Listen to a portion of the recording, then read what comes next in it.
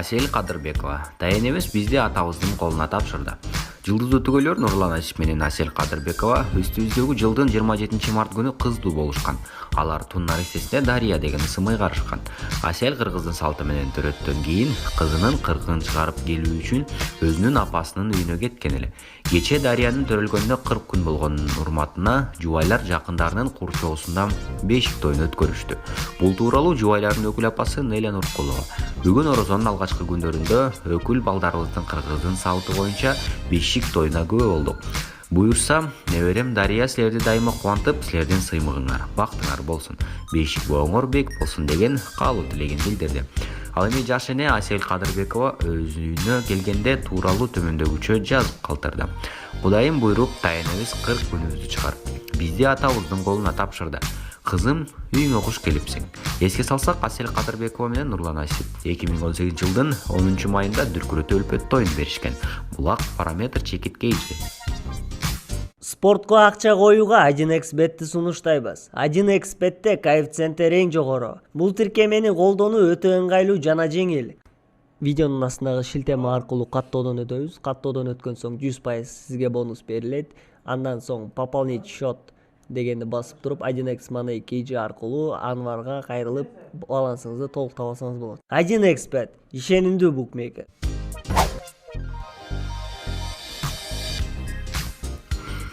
Манас Ниязов көкбөрү оюнунун учурунда эмнеге мушташканын айтты. Кече 8 май күнү жеңиш күнүнүн урматына Чолпон Ата шаарынын ат стадионунда өтүп жаткан көкбөрү боюнча турнирде Достук жана Сары Өзөн командаларынын оюнчулары Манас Ниязов менен Нурбек Юсуповдун ортосунда пикир келишпестик жаралып, алар аттан түшүп мушташып кетишкен. Ал эми эки көкбөрүчүнүн командадагылар да аталган жагдайда карап турбастан өз тарапташтарына жан тартып, ат үстүндө камчылаша кетишкен. Бул видео интернетке тарап, эки тараптын күйөрмандарынын жана колдоочуларынын ортосунда катуу талкууга түшкөн. Массалык мушташтан кийин эмне болгону тууралуу Манас Ниязов Барометр чекиткейчи сайтына айтып берди. Саламатсызбы, Манас? Кечээки пикир келишпестикке кандай комментарий бере аласыз? Биз Нурбек менен ошол жагдайдан кийин кайра эле элдештик. Экөөбүз дагы жабыр тарткан жокпуз. Абалыбыз да жакшы. Аталган пикир келишпестик кандай себептен улам келип чыкты? Жөн эле көз айтышып кеттик. Ал жерде эч нерсе деле болгон жок. Видеону таратып жиберишиптир.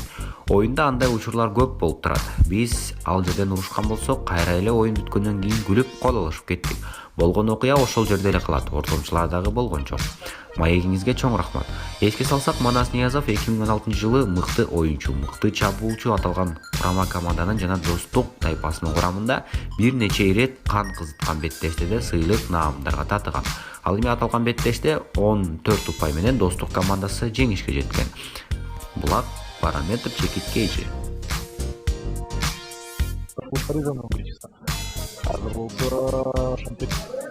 Экинчи таймдагы телефонго жакындап калыптыр. Ай. Караса камчы менен чабый дегенме болду. Пикир келишпестик жокпу эң башкысы? Сүйлөшүп атышат.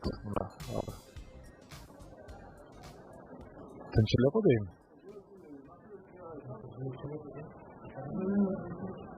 Элдешип атышат го дейм менин оюмча. Элдешип атабы же күрөшүп атабы? Элдешти го дейм. Жакшы.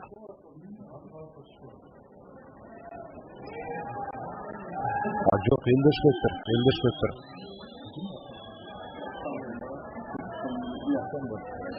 Бирөөсү Манас Ниязов болчу, ал белгилүү. Экинчиси ким эле?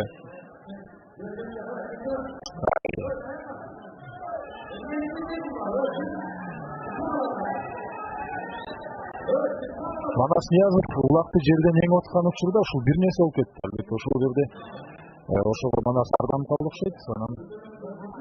Негизинен ал өзү мындай позитивдүү ойдо бар. Бирок Рустам болсо демек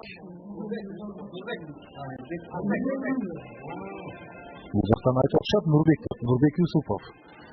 Нурбек Юсупов менен демек ошентип Манас Ниязов ошентип бири-бири менен пикир келишпестик болуп кетти. Нурбек Юсупов бир аз ошол жерден чындыгында агрессивдүүрөөк өзүнө алып жүрдү. Биринчи чындыгында Нурбек Юсупов түштү. Андан кийин Манас Ниязов түштү. Эми бири-бирине сырткы атканга деле жетишкен жок.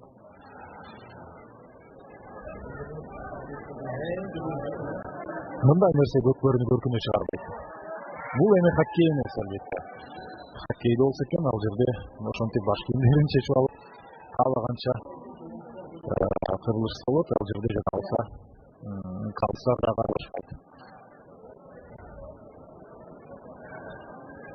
Көрөрмандар күтүп калды, келсин эми, келип кайрадан оюнду ансырап болот эле.